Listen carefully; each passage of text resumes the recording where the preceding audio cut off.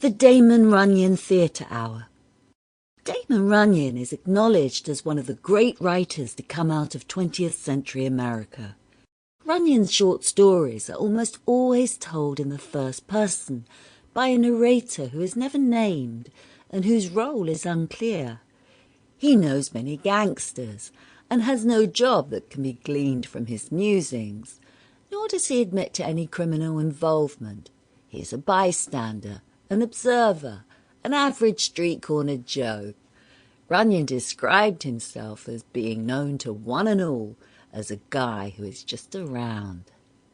That line seems to say a lot about Runyon and his life. It was like you were with him on some street corner hustle or some shady dive, and he was filling you in on all the angles, all the gossip, all of life. He was who so many people wanted to be with, or so many people wanted to be.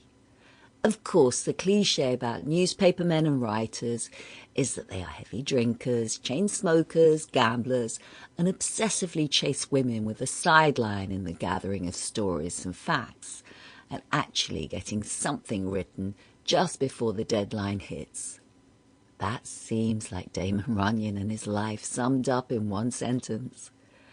His stories became legendary ways of looking that bit differently at America, of soaking up the atmosphere of a glamorous and rip-roaring age and distilling it into black and white type, or in our case, the Damon Runyon Theatre Hour. Here's our first story.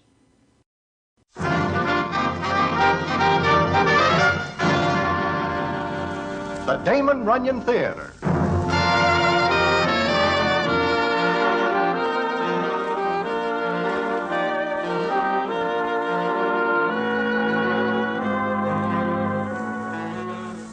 Once again, the Damon Runyon Theatre brings you another story by the master storyteller, Damon Runyon. And this one, Palm Beach Santa Claus. And to tell it to you, here is Broadway. Thanks. Well, it is of a pleasant afternoon of a May that I am in Palm Beach, which in turn is in Florida. I am standing with Fatso Zimph on a corner, and we are talking of this and that, when the following happens. Mr. Zimph? Oh, Mr. Zimph? Hey, Fatso, that doll in the big car seems to know you. Huh? Why? She called you by name. Oh? Mr. Zimph! Yoo-hoo! I do not know her. She is a classy looker. She's getting out and coming over. Maybe she's going to hit me for a touch. With a car like that? Mr. Zimph, don't you remember me? I do not seem to place the face with any name I am able to recall. Perhaps it is on the Riviera? Oh, no. Remember Mrs. Mims, the party, Santa Claus? Look closely at me, Santa Claus. Well, how you changed. Thanks to you. I'm so grateful. And how is your husband? Fine. I'm very glad to see you and grateful. Here, please take this. $50. And anytime you're in Palm Beach, please look me up. I'll never forget what you did. Goodbye, and Merry Christmas, Santa Claus. Well, now I see everything.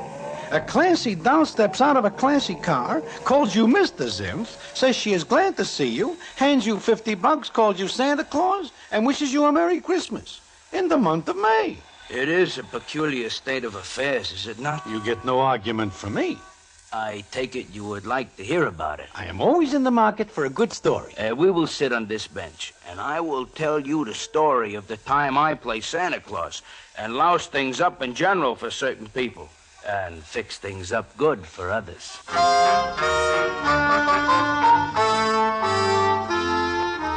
Now, the story Fatso Zimph relates is quite a one indeed, and I am very curious about it because I never see any doll glad to see Fatso. Not that he is a bad guy, but he is not the romantic type. Being maybe about 275 pounds, with a big round face with so many folds in it, one looks 5 or 6 times to catch sight of an eye or a mouth. Anyway, what the story is, I will tell you in a minute.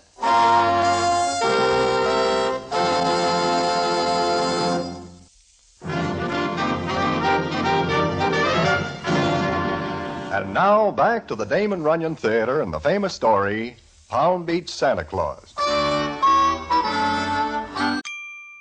Sample complete. Ready to continue?